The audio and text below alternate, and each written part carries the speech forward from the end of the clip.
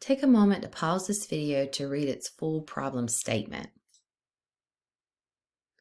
What we're going to end up doing here is calculating z-scores for two different babies.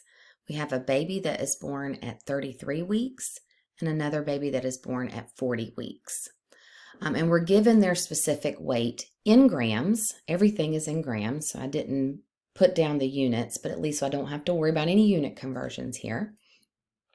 But the child that was born at 33 weeks weighs 3,500 grams.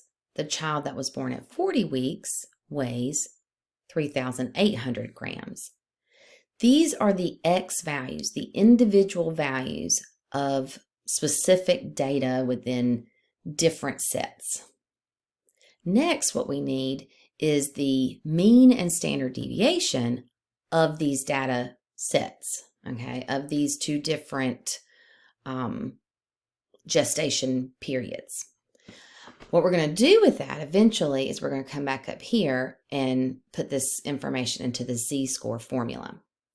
So we're given all of this stuff, the mean and standard deviation, from the first sentence. Any baby born between 32 to 35 weeks has a mean weight, not any baby, supposed babies it says, right?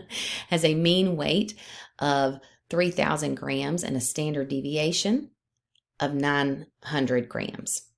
Okay, so that's why I have this information here underneath the 33 week.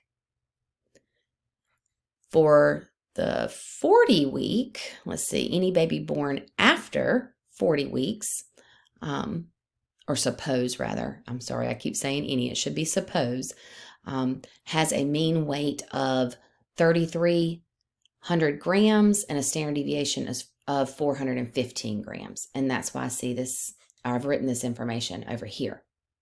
So I'm going to do this z-score formula twice. Okay, so I have z equals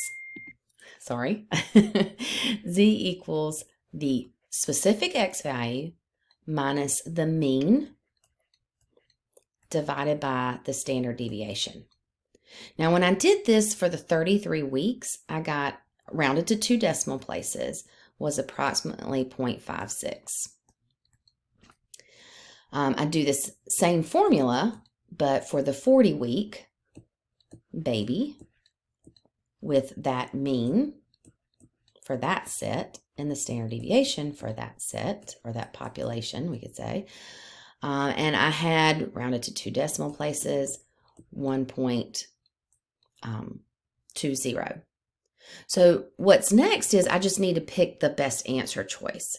Because this z-score is higher than this z-score, what that tells me is this 40-week baby with this specific weight weighs relatively more compared to others at that same time period, others in its population, than the 30-week baby, the one that had this specific weight, because its z-score is lower.